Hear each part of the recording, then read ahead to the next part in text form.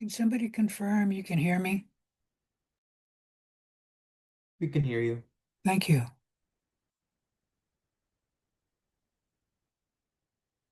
Before we begin, are there any questions?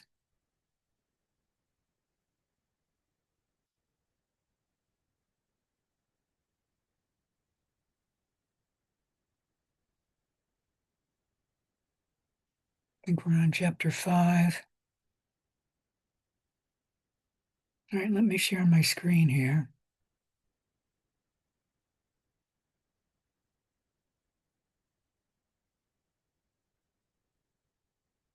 Should be seeing.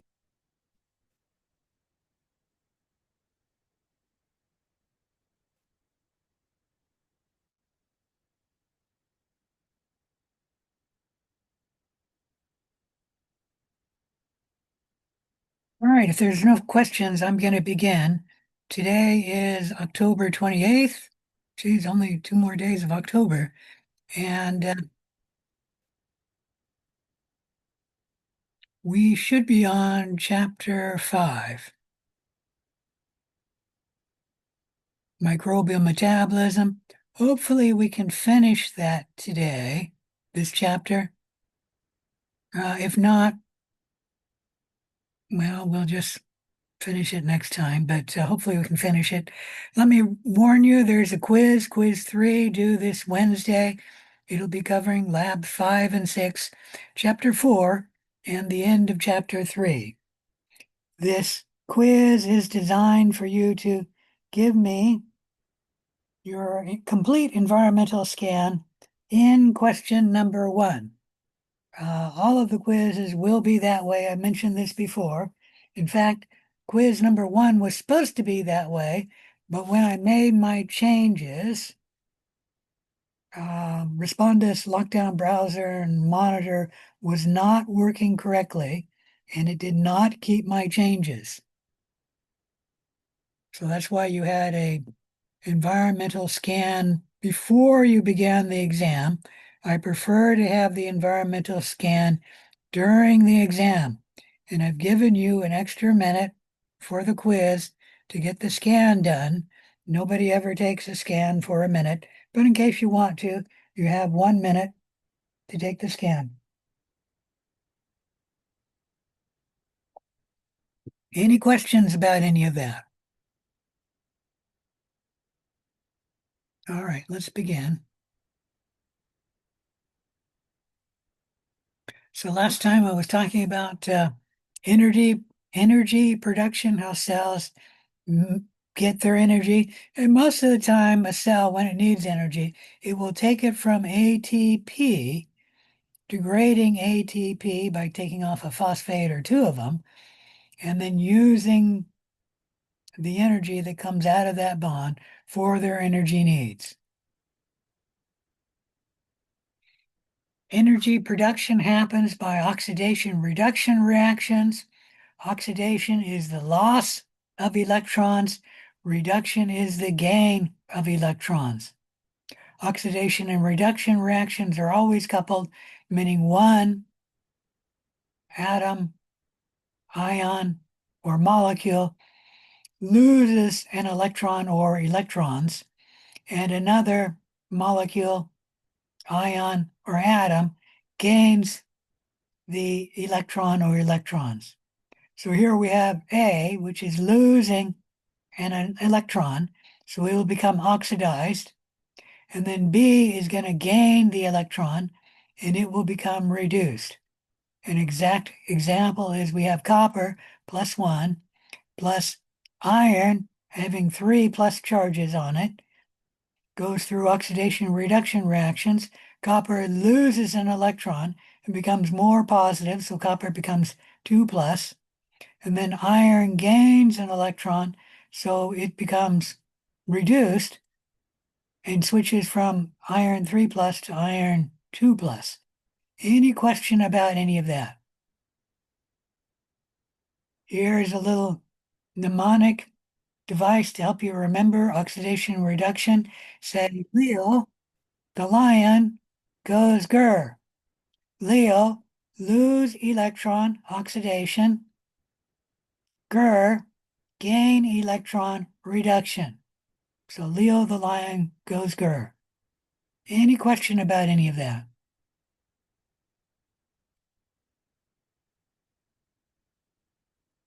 Oxidation in biological systems normally has the proton, an H plus ion, usually removed with the electrons. Remember, a hydrogen atom is simply a H plus proton and one electron. Therefore, biological oxidations are often called dehydrogenations. Let me blow that up a little.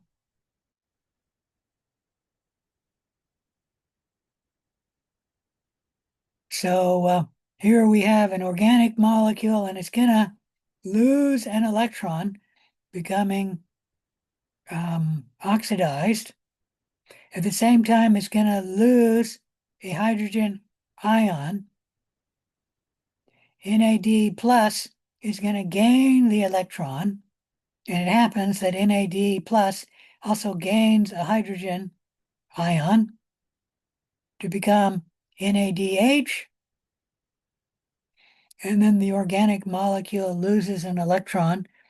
It, in this case, is going to be the same charge because it loses one electron with a negative charge and gains, oh, excuse me, loses one hydrogen ion with a positive charge.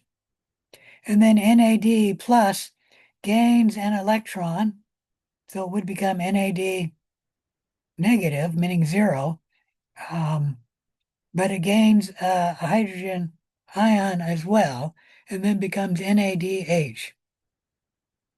There's also a hydrogen ion, which is free floating. You don't really need to know about that, meaning we're losing two electrons from this molecule, which are gained by NADH, and it's going to gain one hydrogen ion, and that's why its charge is zero, and before it was a plus one. It gained two electrons, and so it would be after that a negative one, but it then gained hydrogen ion, which is a plus charge, and that's why NADH has no charge to it. And then the H plus ion is just free floating. We'll talk a little bit about NADH in this lesson. NADH is called a hydrogen and electron carrier. It's also called a helping, not enzyme, but what is that word? An enzyme helper. It's a biological molecule. I don't remember the term. I just said it last time, but can anyone help me out here? NADH is an electron Is carrier. it a coenzyme? Yeah, thank you. Coenzyme. Like I said, it's something that helps out the enzyme. Let me turn the volume down here.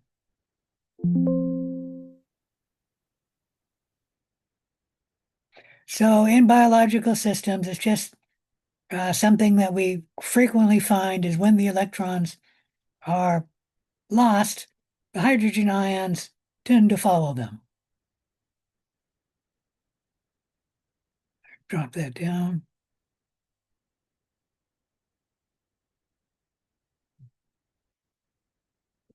So oxidation reduction reactions are frequently called redox reactions just because oxidation reduction is a little lengthy to say, so they came up with the term redox. It means the same thing, it's just re from reduction, or I guess red from reduction, and then ox for oxidation, just using it backwards. And redox reactions are used in catabolism to extract energy from nutrient molecules. Highly reduced compounds, meaning compounds with many hydrogen atoms in them, are degraded, catabolized to highly oxidized compounds. For example, glucose can be burned to CO2 and water, and glucose is a highly reduced compound having lots of hydrogens, and then it switched to carbon dioxide, and water, which are highly oxidized compounds. The energy released from glucose can be trapped, or at least much of it, into the energy that's stored in ATP. So we make ATP by burning glucose. Any question about any of that? So highly reduced compounds contain a large amount of potential energy. So glucose has a lot of potential energy, and we can burn glucose, releasing much of that potential energy, and some of it can be used to make ATP. So in our cells, the main way we make ATP or convert energy from glucose is we do this through aerobic respiration, which will take the energy in glucose, combine it with oxygen, go through cellular respiration, which is also called aerobic respiration, to make ATP, and our end product will be carbon dioxide, water, and obviously ATP. Now, you should know cellular respiration means the same thing as aerobic respiration. I do not like the term cellular respiration because cells can engage in respiration, which is not aerobic respiration. In fact, it may be anaerobic respiration. And that is a cell engaging in respiration, but it is not called cellular respiration. Does that make sense? And that's why I don't like the term cellular respiration. I tend to use the term aerobic respiration. But they too do mean the same thing. In the process of converting glucose into carbon dioxide and water, and obviously ATP, some of that energy that's stored in glucose will be converted into heat, and it will be lost as heat. Remember, heat is just another form of energy. And in cold-blooded animals, heat is not terribly useful, but actually in warm-blooded animals, we can use some of that heat, which is given off in the burning of glucose to make ATP. We can use some of that heat to help keep the body warm. The summary reaction for aerobic respiration is shown here. You get glucose, C6H12O6, plus 6 oxygen molecules, 6O2, and then you add in 38 ADP molecules and 38 phosphate. The I just stands for inorganic phosphate. You convert that into carbon dioxide, 6 carbon dioxide molecules, 6 water molecules, and then 38 ATP molecules.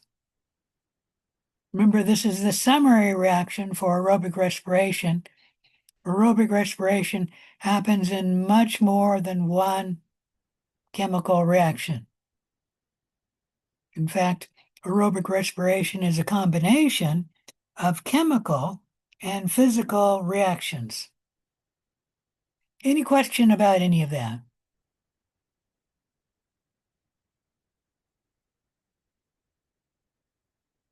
All right, let's talk about energy production. This is how we generate ATP. Some of the energy from some redox reactions is used by the cell to make ATP. Let me remind you that humans have only two redox reactions to make ATP, and that is aerobic respiration and fermentation. Most other redox reactions inside human cells do not generate ATP. Any question about any of that? ATP is generated by the phosphorylation of ADP. Phosphorylation is just adding a phosphate group, that's PO4 with 3 negative charges, to ADP. ADP is adenosine. diphosphate, meaning adenosine with two phosphate groups attached. We then add in energy to make this reaction go, and the third phosphate, and that will become ATP, adenosine triphosphate. Now you should note that where we have a squiggly line, let me blow this up.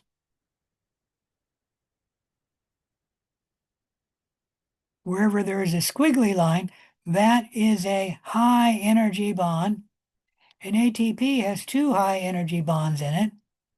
If a cell wants energy, it can break this bond, and then that will release a lot of energy, which the cell can use some of it for its energy needs. If the cell still needs energy, it can also break this phosphate and then use that energy as well. Any questions about any of that?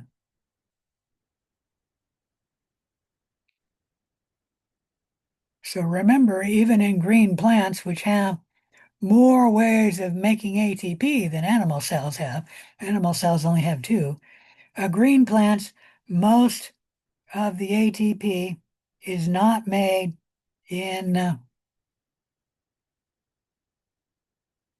many catabolic or even anabolic reactions.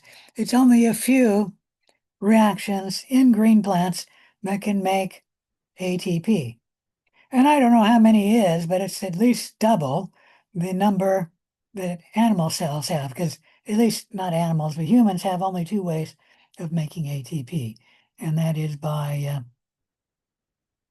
one fermentation reaction, which is, oh gosh, what's the name of that? Lactic acid fermentation, and then aerobic respiration. We'll talk about how green plants, in the very end of the lesson, how green plants can also make ATP. For making ATP, cells have three mechanisms for making ATP. First, there's substrate level phosphorylation, where we have a molecule which has a phosphate group attached to it, but phosphate group can come off of it and then bind with ADP to make ATP. So that's substrate level phosphorylation. It actually happens in fermentation and glycolysis, glycolysis being the first step of aerobic respiration. We don't really talk about it as substrate level phosphorylation when we're talking about aerobic respiration, but that's what it is. The second way that cells can generate ATP is by respiration. Respiration involves the sequential transfer of electrons from an electron donor molecule to an electron intermediate molecule to another electron intermediate molecule through a chain of electron intermediate molecules until you send the electron to the final electron acceptor, which in aerobic respiration is oxygen. But note, I'm not saying aerobic respiration for the generation of ATP here. I'm saying respiration, meaning both aerobic respiration, which is actually shown here, and anaerobic respiration, which does not use oxygen. But it still has a sequential transfer of electrons from an electron donor molecule to the final electron acceptor. Now, in aerobic respiration, the electrons come from glucose, or at least most of the time, from glucose. So glucose is the electron donor molecule. Glucose sends those electrons to NADH or FADH2. We'll talk about that later, but here it's showing you NADH. NADH carries the electrons to the electron transport chain, which are these molecules here. And then the electron moves from one protein in the chain to another. And in each step, let me blow this up. In each step, when the electron is gained by the molecule, this molecule will be reduced, and then the molecule that loses the electron will be oxidized. And then this molecule gives the electron to the next molecule in the chain. So this molecule will then become oxidized, and then the next molecule will become reduced all the way down to the chain end, which in aerobic respiration, that electron is gained by oxygen, which is the final electron acceptor. So oxygen is gaining an electron, it'll become reduced. And it will be, when it is reduced, it'll be converted into water, meaning oxygen and electrons and hydrogen ions come together to make water. Any question about any of that? Anyways, in this respiration chain, along the way, ATP will be generated in a stepwise fashion. And the main reason for having this chain is so that all of the energy in the starting molecule is not lost at once, because that would fry the cell, and it's lost in a stepwise fashion and slowly, I guess, so that, well, compared to in one step, slower, I guess would be a better way to say it. And that way the cell can maintain its temperature of 37 degrees, at least for a human cell. Any question about any of that? All right, we'll talk more about parts of this and the electron flowing to oxygen when we're talking about aerobic respiration. The third way that cells can generate ATP is by photophosphorylation.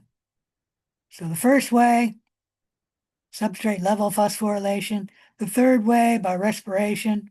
And then there's a third way, and that's photophosphorylation. Photophosphorylation only occurs in photosynthetic cells. Light releases electrons from chlorophyll or another photosynthetic pigment, and then that light energy is converted into chemical energy via an electron transport chain. ATP and NADPH. NADPH is very similar to NADH. NADPH is the electron carrier in plants, for example. These are generated, but they're often used up to make sugar. So ATP will be made in photophosphorylation, but then the ATP will be used up, converted back to ADP and phosphate to make sugar. And here we're looking at a bunch of photosynthetic organisms, the green and grass in the background, and these very muddy boys who obviously are photosynthetic, and that's why they're so muddy. Any question about any of that? Only kidding about the boys.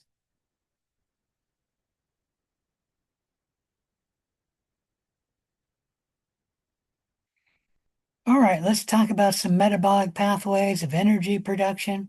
The energy released from molecules is released in controlled ways and stored in a series of reactions. And this is to keep all of that energy in glucose, or your starting molecule, from being released in one step, because that would fry the cells. The electrons will be released from the donor molecules, passed from one compound to another through a series of redox reactions. And I actually showed you most of the reactions in aerobic respiration. NADH takes most of the electrons from glucose and then brings them to the electron transport chain, where the electron will go from one molecule to the next until the electron flows to oxygen at the very end. Any question about any of that?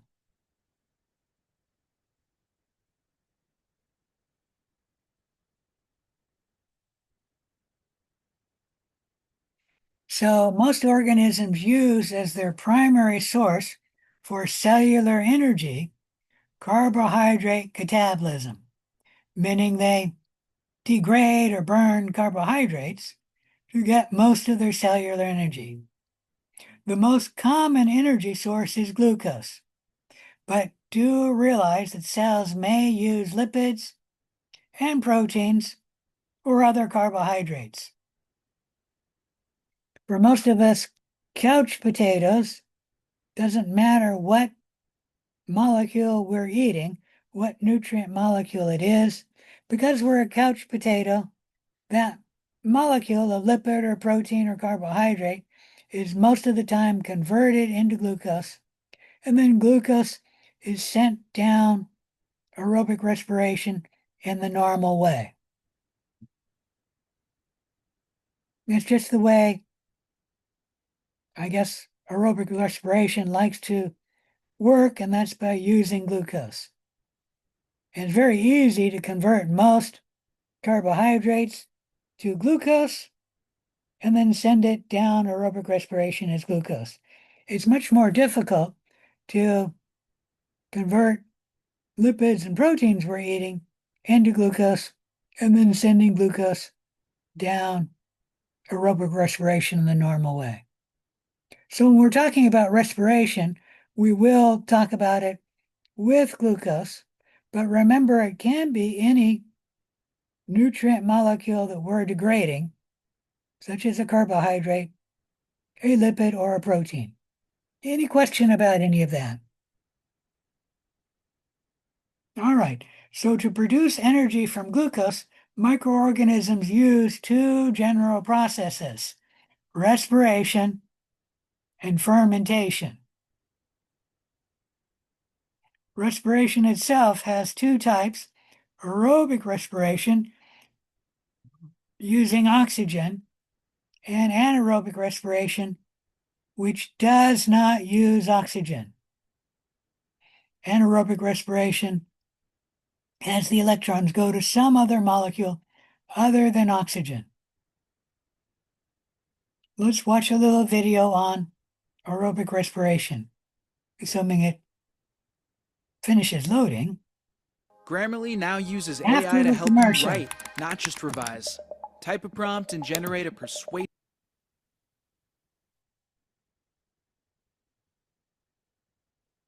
All cells need energy to stay alive. Usually your cells get their energy through the process called aerobic respiration. The word aerobic refers to oxygen. In aerobic respiration, oxygen interacts chemically with a molecule of glucose. The glucose is broken down into carbon dioxide and water. This process releases energy, which the cell stores in the chemical bonds of ATP. The first stage of aerobic respiration, glycolysis, occurs in the cytosol, the jelly-like part of the cytoplasm.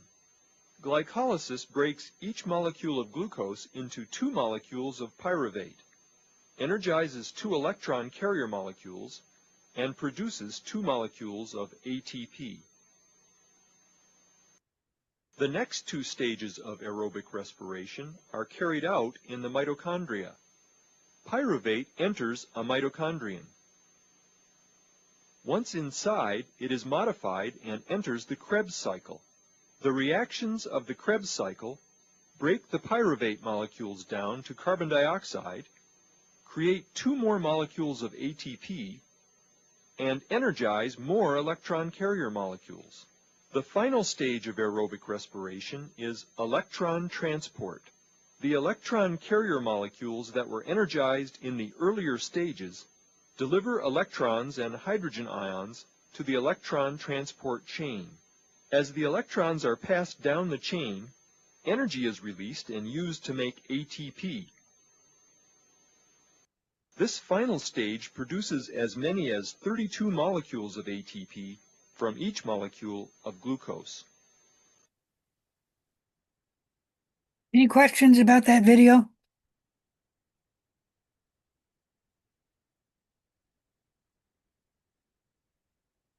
So that was a little overview of aerobic respiration. We're going to talk about aerobic respiration in depth now. Let me see if I can blow this up. So aerobic respiration is shown on the left. It's being compared with fermentation, shown on the right. Aerobic respiration has three principal steps or stages. Glycolysis, the first step, the preparatory step in the Krebs cycle, the second step, and then the electron transport chain, or ETC, the third step. Essentially, electrons flow from glucose, an energy-rich molecule, to CO2 and water, energy-poor molecules, and we get a high ATP yield from aerobic respiration. Exactly, we get 36 to 38 molecules of ATP per 1 molecule of glucose. Fermentation, on the other hand, involves glycolysis only. There is no Krebs cycle. There is no electron transport chain. Glucose is converted into pyruvate in glycolysis, and then pyruvate is converted to the end product of fermentation, which for lactic acid fermentation will be lactic acid or lactate.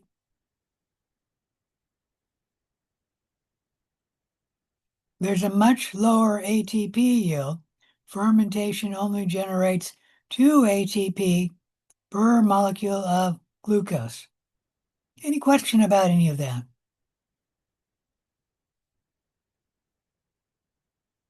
All right, this is an overview of aerobic respiration in a eukaryotic cell. In fact, you can consider the pink square a eukaryote cell. We know it's a eukaryote because it has a mitochondria in it. So we have glucose, which is consumed by the cell, and then glucose goes through glycolysis to make pyruvate. This glycolysis is happening in the cytoplasm of a eukaryote cell, although it does happen in the cytoplasm of a prokaryote cell as well.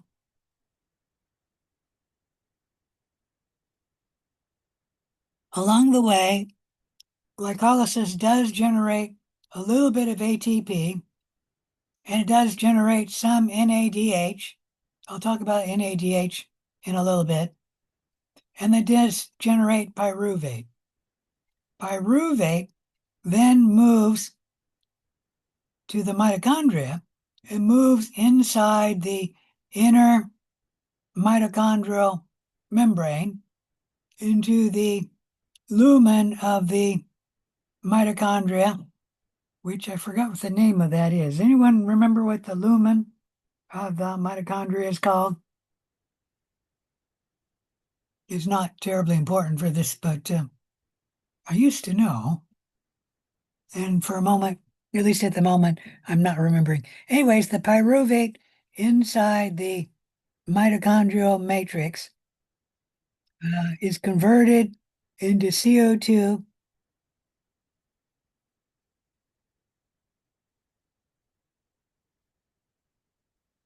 and this happens by the preparatory step and the citric acid cycle. Along the way, some ATP is generated. CO2 is generated as well. We have 3 CO2 generated for each molecule of pyruvate. Remember, you get 2 molecules of pyruvate per molecule of glucose. So that means per molecule of glucose, we get 6 CO2, which is not shown here. And then we generate some NADH and FADH2 in the citric acid cycle. The NADH and FADH2 from the citric acid cycle and glycolysis carry the electrons to the third step of aerobic respiration, and that is the electron transport chain. In the electron transport chain, we make a lot of ATP, up to 32 molecules per molecule of glucose.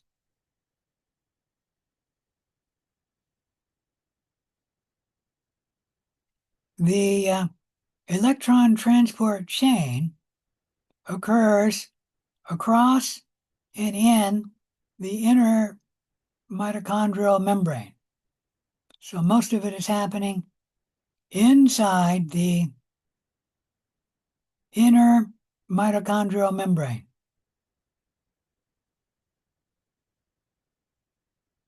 Any question about any of that? All right, let's talk about glycolysis.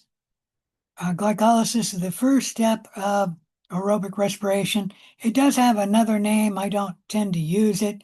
Emden-Meyerhof pathway. And I could be butchering these because I'm not German. They're the two scientists or doctors who first discovered glycolysis. And this is glycolysis of the oxidation of glucose to pyruvic acid along a number of steps. Glycolysis occurs in most living cells. It can occur in the presence or the absence of oxygen, as glycolysis does not use oxygen. Glycolysis does produce some ATP and some NADH. It's actually a fairly small amount of ATP compared to what the rest of aerobic respiration can generate. Any question about any of that? And NADH is just taking the electrons from glycolysis, taking the electrons to the electron transport chain. Glycolysis is a series of 10 or 11 steps shown here, and then shown here. You'll note that coming down this way, this molecule is made into two different molecules. This one can be converted into that one, and so that's why there's only one stream from this one. Because that one will be converted into that and then converted this way.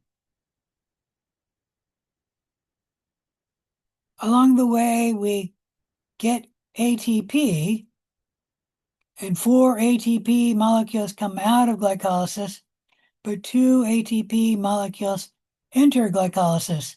So the net gain is 2 ATP per molecule of glucose entering aerobic respiration. Any question about any of that?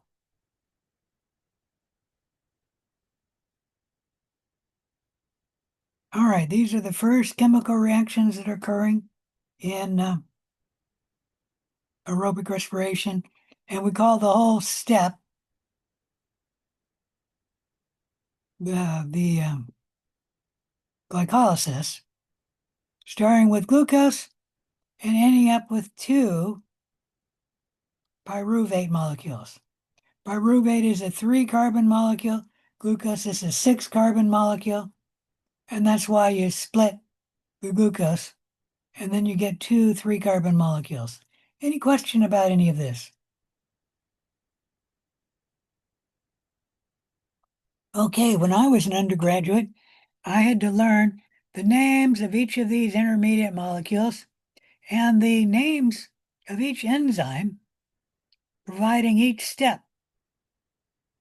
Since I had to know that, I think it's fair for you guys to at least know the names. What do you guys think about that? Nobody doesn't think it's unfair? That doesn't sound fun. It isn't fun. Trust me, I had to memorize it. But you guys don't. All you need to know is the summary for glycolysis shown in the red box here. Also, well, I got it there. You start with glucose, and then you end up with two pyruvates. And along the way, you generate two ATP, two NADH molecules. And there's the equation for that. You don't need to know this equation. You should know that the terms pyruvate and pyruvic acid mean almost the same thing. You need a chemist to know the difference. Pyruvic acid has the hydrogen attached to it. Pyruvate does not. That's the only difference. And like I said, you need a chemist to tell them apart. The body and your cells do not care whether it's pyruvate or pyruvic acid. The cell will handle both molecules the same way. Any question about that? So for this reason, I and your textbook tend to use the terms pyruvate and pyruvic acid interchangeably. Strictly speaking, pyruvic acid has the hydrogen attached, pyruvate has the hydrogen not attached, meaning it's come off and it's probably freely floating in solution.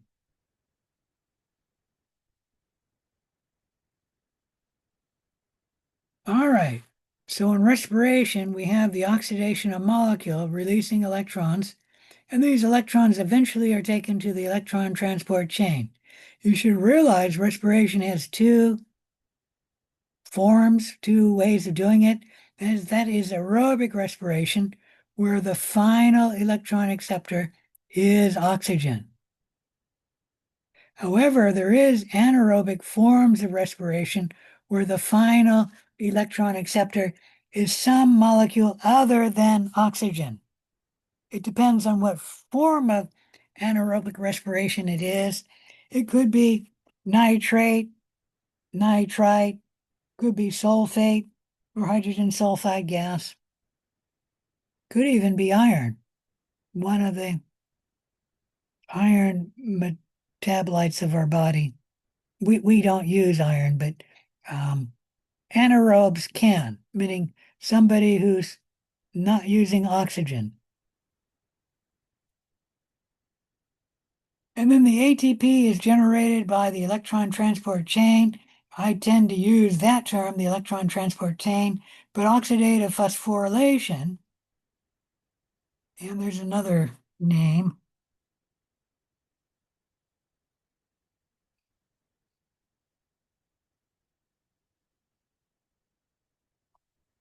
Don't remember.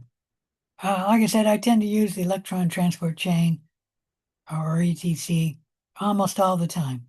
But there are other terms which mean basically the same thing.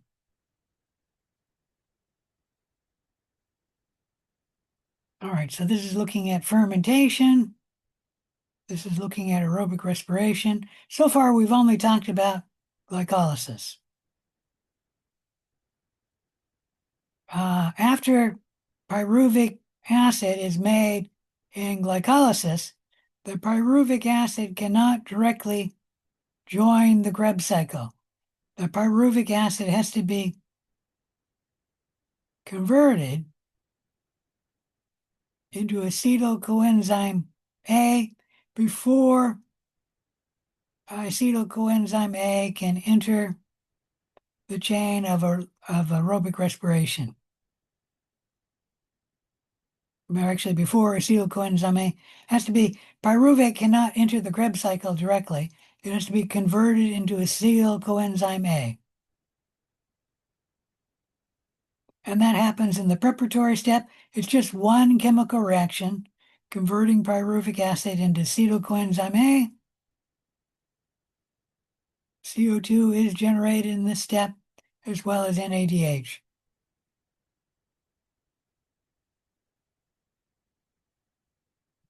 All right, any question about any of this?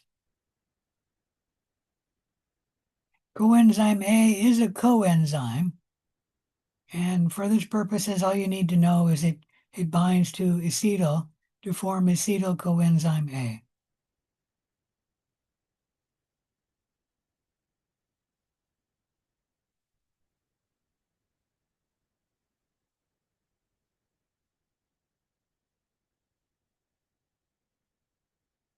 You should know there are some terms for the Krebs cycle. It's also called the tricarboxylic acid or TCA cycle because it has a lot of tricarboxylic acids in it.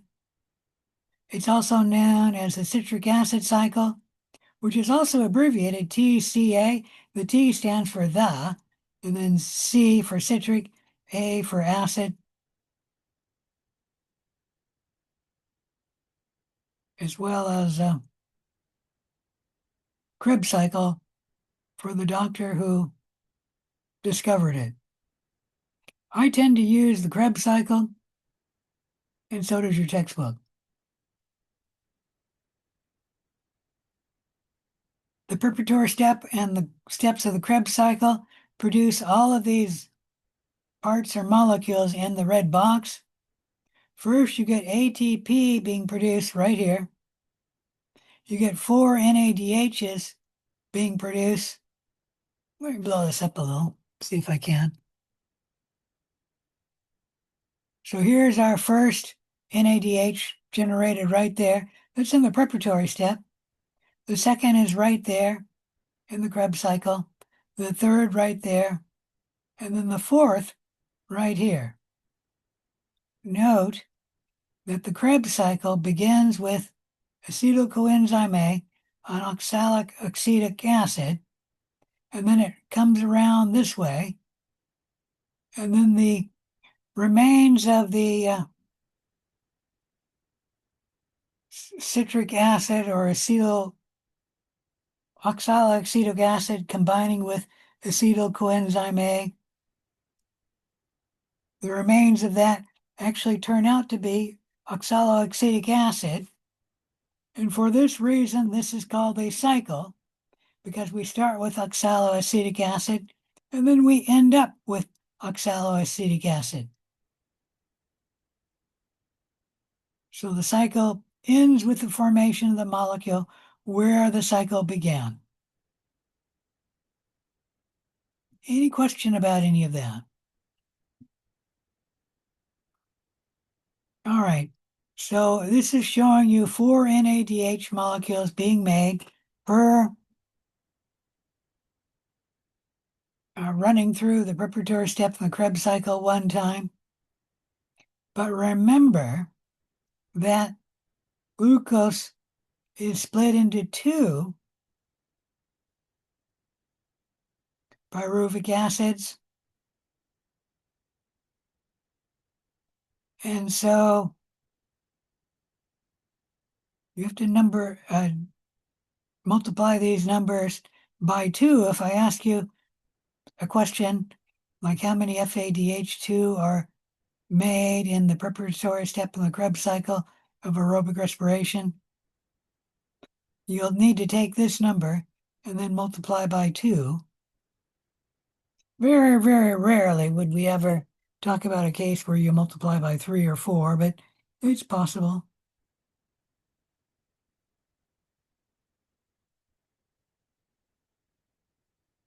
Let's see. Oh, yeah, there's another thing, and that is 3 CO2 are made. I guess I just need to talk about that. In the preparatory step of the Krebs cycle, and there's the first CO2 made in the preparatory step. The second is made, I just saw it. Where the heck is that? Oh, there it is there. Second is made there. Actually, the second is made here. The third is made there. The fifth is made. Well, I don't know where the fifth is made. I don't have it shown. Remember, NADH and FADH2 are destined for the electron transport chain. And these molecules move to the electron transport chain either through the movement of the periphery, like of a pair, or movement like when you wash the pair and some of that water reaches the pair and then the pair warms up and generally it crawls to an empty space.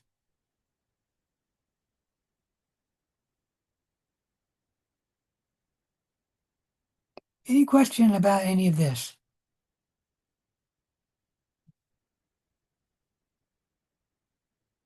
So this is called the cycle because we're ending up in the molecule, oxalic acid, that started the cycle. Comparing respiration with fermentation, let's move on to the electron transport chain now.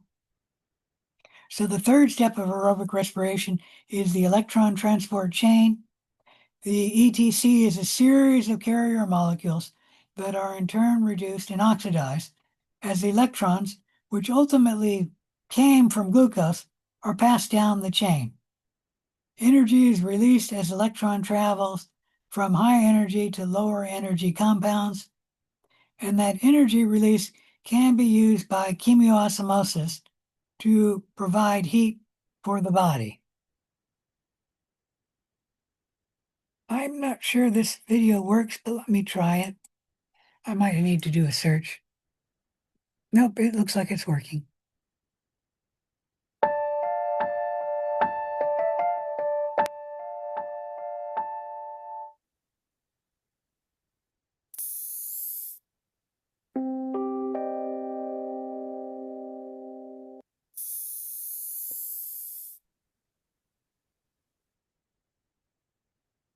The electron transport chain is a series of protein complexes embedded in the mitochondrial membrane. Electrons captured from donor molecules are transferred through these complexes. Coupled with this transfer is the pumping of hydrogen ions. This pumping generates the gradient used by the ATP synthase complex to synthesize ATP. The following complexes are found in the electron transport chain: NADH dehydrogenase, cytochrome BC1, cytochrome oxidase, and the complex that makes ATP, ATP synthase. In addition to these complexes, two mobile carriers are also involved: ubiquinone and cytochrome C. Other key components in this process are NADH and the electrons from it, hydrogen ions, molecular oxygen, water, and ADP and PI, which combine to form ATP. At the start of the electron transport chain, two electrons are passed from NADH into the NADH dehydrogenase complex. Coupled with this transfer is the pumping of one hydrogen ion for each electron. Next, the two electrons are transferred to ubiquinone. Ubiquinone is called a mobile transfer molecule because it moves the electrons to the cytochrome BC1 complex. Each electron is then passed from the cytochrome BC1 complex to cytochrome C. Cytochrome C accepts each electron one at a time. One hydrogen ion is pumped through the complex as each electron is transferred. The next major step occurs in the cytochrome oxidase complex. This step requires 4 electrons. These 4 electrons interact with a molecular oxygen molecule and 8 hydrogen ions. The 4 electrons, 4 of the hydrogen ions, and the molecular oxygen are used to form 2 water molecules.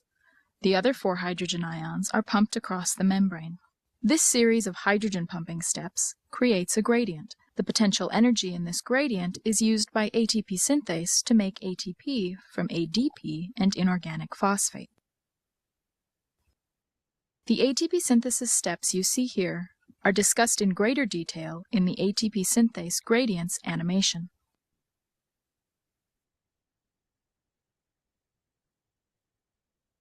Any questions about this video? This animation illustrates 2 full cycles of electron donation. In biological systems, however, many electron transport cycles occur simultaneously, helping to ensure that the proton gradient is always maintained. All right.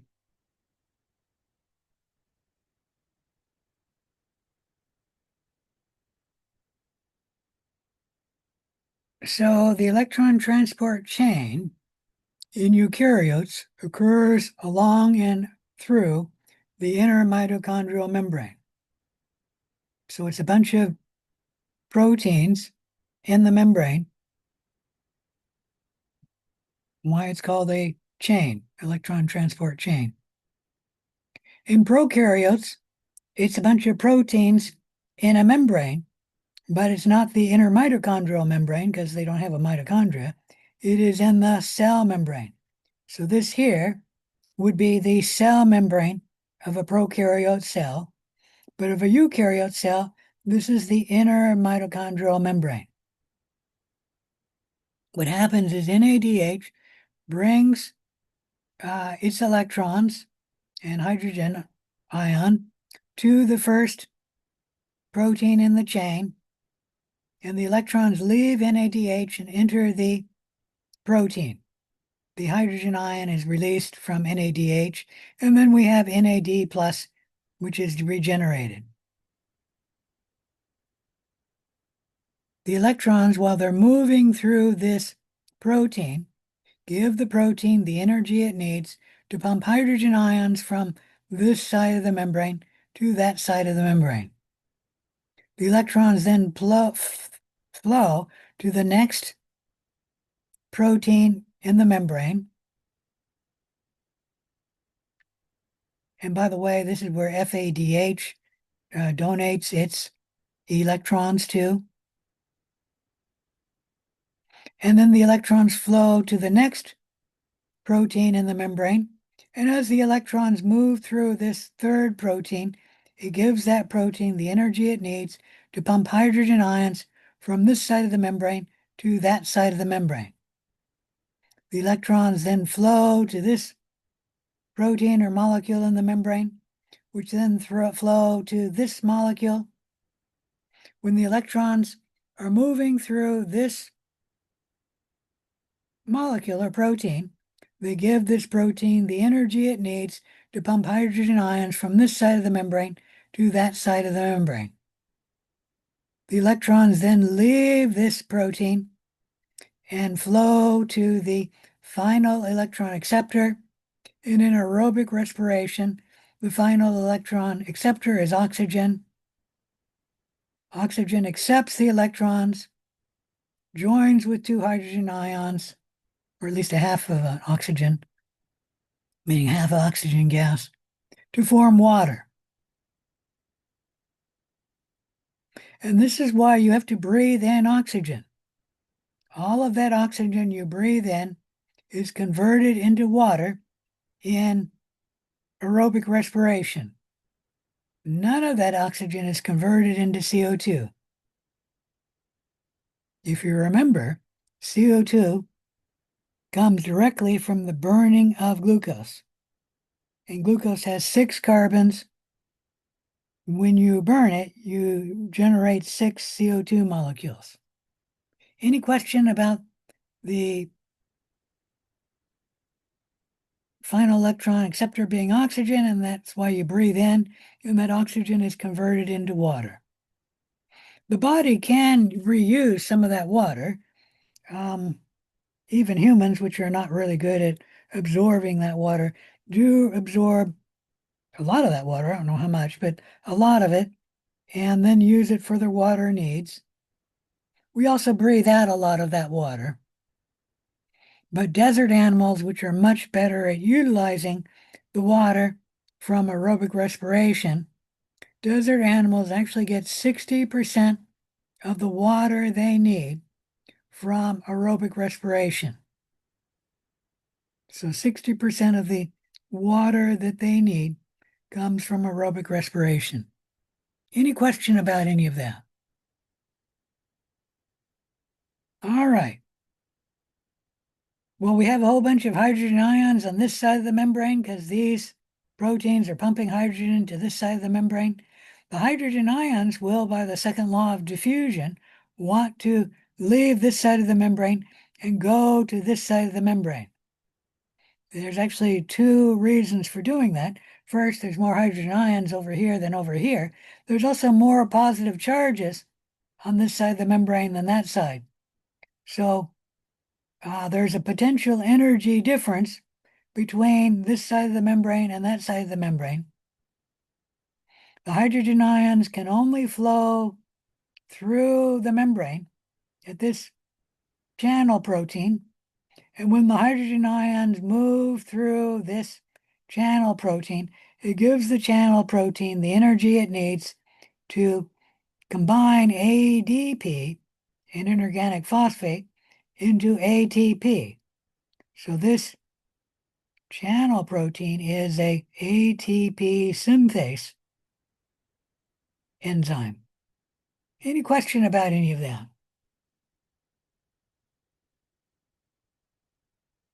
All right, so in eukaryotes, this is the inner mitochondrial membrane, and we're pumping the hydrogen ions in the space between the inner mitochondrial membrane and the outer mitochondrial membrane. It's thought that in eukaryotes, this is helping protect the cell from hydrogen ions, which is an acidic environment if you don't know. In prokaryotes, though, the hydrogen ions are pumped from inside the cell, meaning in the cytoplasm, to outside the cell membrane. And what is outside the cell membrane in a prokaryote? Where are these hydrogen ions being pumped in a prokaryote? What's outside the cell membrane? Everything in the world. Yeah, I'm talking about immediately outside the cell membrane. What's the part of the cell outside the cell membrane? Cell wall. Yeah, the cell wall. So these hydrogen ions are pumped into the prokaryote cell wall, assuming the prokaryote cell has a cell wall. Everyone see that? All right.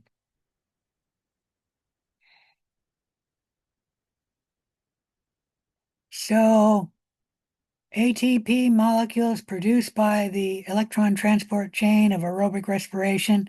Eukaryotes can generate 32 to 34 molecules of ATP per molecule of glucose. Prokaryotes are a little more efficient. They can generate 34 molecules of ATP per molecule of glucose. Most of the cells in your body, oops, lost my page here. Most of the cells in your body can only generate 32 molecules of ATP per molecule of glucose. But your heart, your liver, and your kidneys are more efficient, and they can generate 34 molecules of ATP per molecule of glucose. Why do you think your heart is more efficient than, let's say, your nose cell or your skin cells, or in this case, your brain cells? I'll give you a hint. When does your heart ever stop working?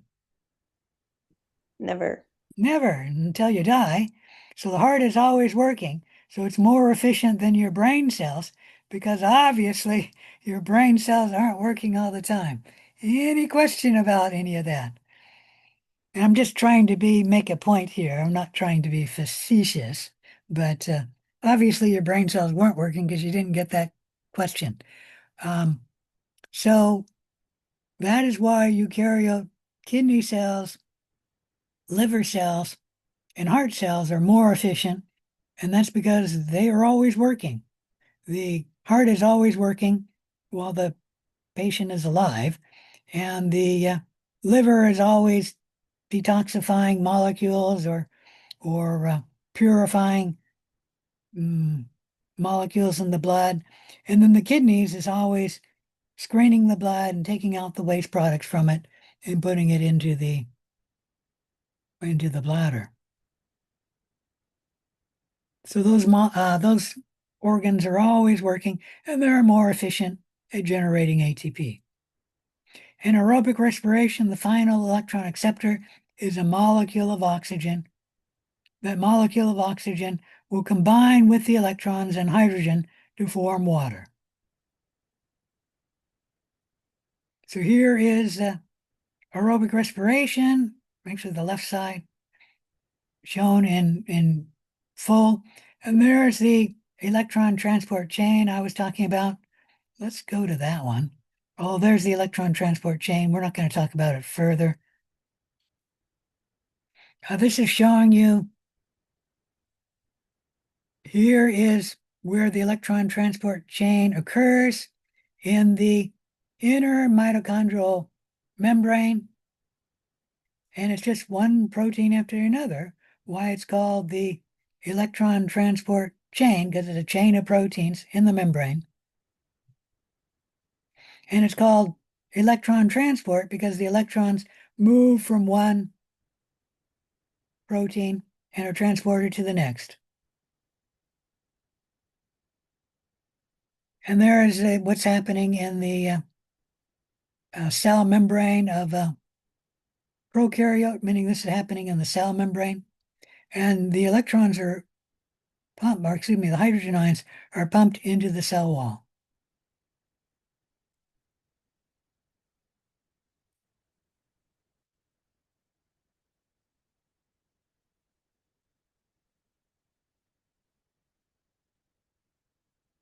All right. The hydrogen ions being pumped on this side of the membrane create a concentration gradient of hydrogen, as well as an electrical gradient, meaning H plus ions, that make the potential energy to make the ATP. And this is called the proton motive force.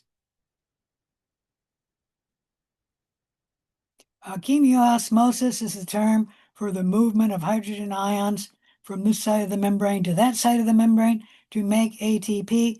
I don't tend to use that term. I just use the term the electron transport chain.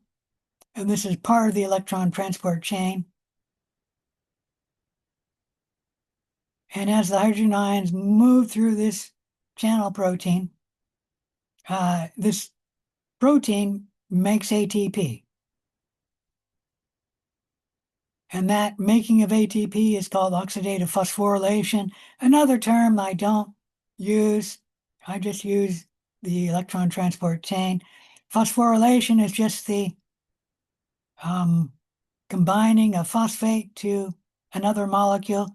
And what we do is we add phosphate to ADP to make ATP.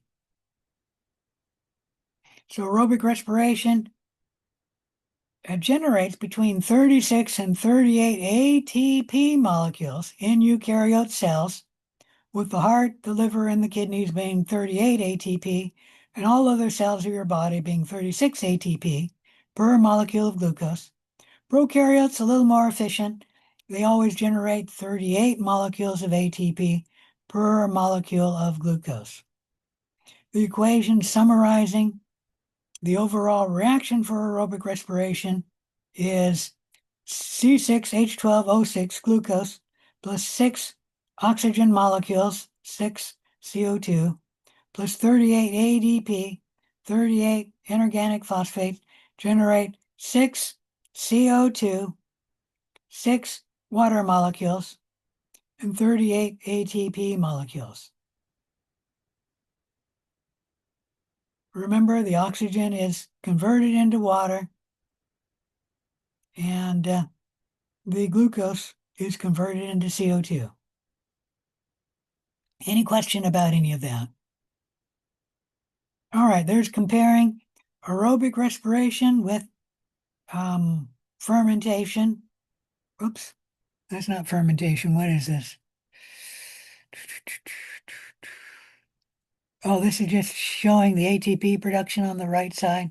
We get 2 ATP from glycolysis, 2 from the preparatory step in the Krebs cycle, and then 34 to 30, 32 to 34 from the electron transport chain. In a prokaryote, you always get 34. So the total number of ATP for a prokaryote is 38 molecules of ATP.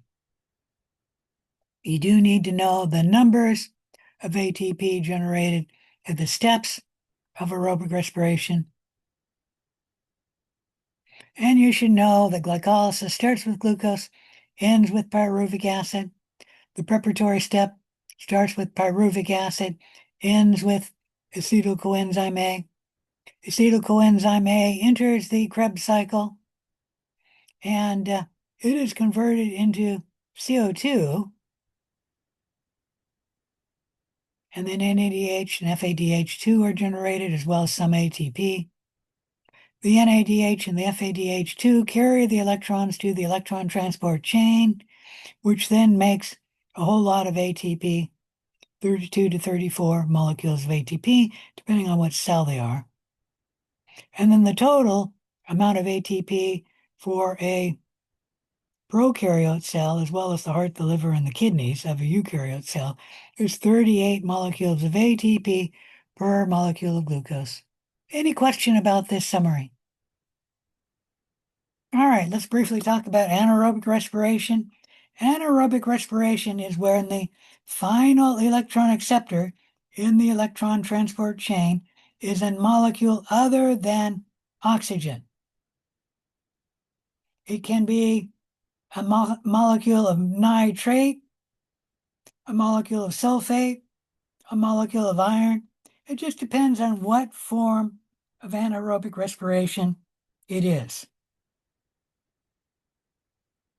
Glycolysis and the Krebs cycle follow in anaerobic respiration, so it does have glycolysis, the Krebs cycle, and it also has the electron transport chain in anaerobic respiration. However, the electron transport chain is shorter in anaerobic respiration than aerobic respiration, and then the ATP yield is less in anaerobic respiration than in aerobic respiration. It depends on what form of anaerobic respiration it is. The highest can be up to 36 molecules of ATP per molecule of glucose, which is almost what a prokaryote can get from aerobic respiration. It can get 38 molecules, but it can be as low as 4, somewhere between 2 and 36. Anaerobic respiration, unless you're talking about fermentation, the lowest will be 4 molecules of ATP, but fermentation only gives you 2 molecules of ATP. Because anaerobes do not make as much ATP as aerobes, anaerobes tend to grow more slowly than aerobes. Any question about any of that? So there we're looking at fermentation compared to aerobic respiration. And I don't think I have enough time to go through fermentation. So unless there are any questions, I'm going to stop here.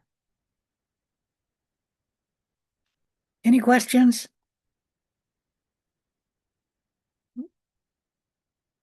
All right. For those of you in the 6:30 lab, I'll see you in the 6:30 lab.